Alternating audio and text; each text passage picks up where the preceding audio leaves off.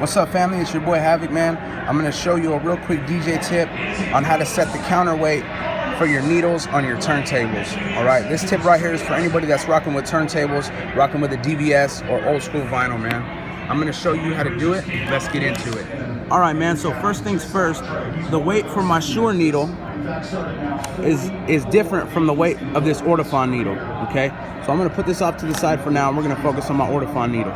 And you notice on the back of the tone arm, there's this counterweight, okay? You wanna spin this thing until it gets pretty much all the way to where it almost pops off, okay? So you notice it came off. What I wanna do is I wanna put it on there and spin it just until it starts to spin forward, okay? And spin it all the way back to the farthest point back, all right? Without it popping off. And now what I do, unclip my tone arm rest, and you notice my needle is way high up in the air, waving like it just don't care, okay? What I'm gonna do is I'm going to adjust this whole tone arm weight, counterweight, until my needle floats right above my record, okay? I'm gonna show you little by little what it looks like. Now you notice it's still in the air, but it's not as high, okay?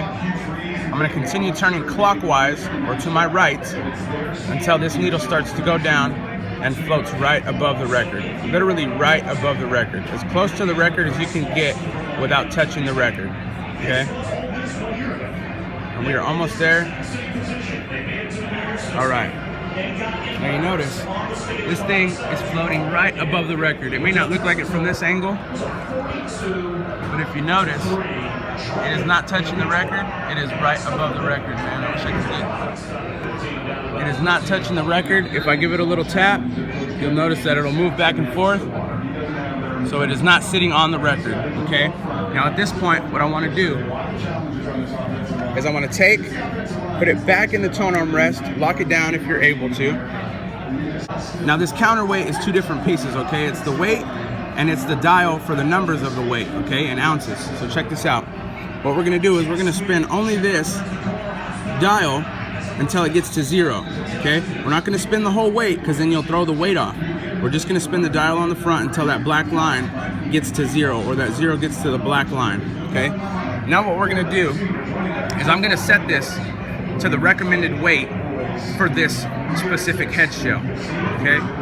Now every set of head shells will come with instructions. I don't remember what the recommended weight is. I just remember that 2 to 3 ounces of counterweight is sufficient, or 2 to 2.5 even. I usually put it on 2.5, and how I do that is I spin this whole weight now, okay?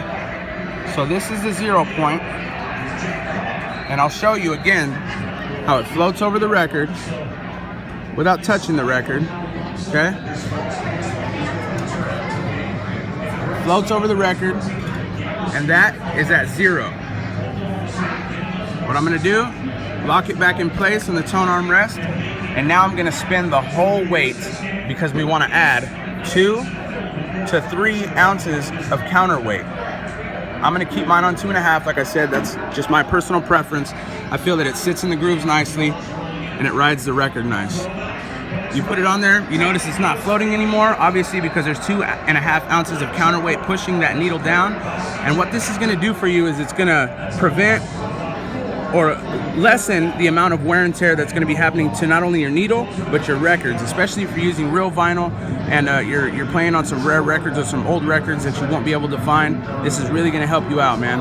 And again, every single needle is a different 0 point. So you want to make sure that you do this every once in a while, especially if you're a traveling DJ, because your tables will get thrown around in the back of your truck, in the back of your car, in the trailer, or however you're transporting them. So this is just a real nice thing to do right before you get ready to start DJing, or every once in a while in your home studio setup. I really hope that this helped y'all out, man. If you have any questions, drop them below in the comments. If you enjoyed this video, if it did help you out, make sure that you like this video, hit the subscribe button, man. I've got a lot of different content coming out for y'all. And if nobody has told y'all today, you are awesome, man. I love y'all. Until next time, I'm out. Salute. Peace.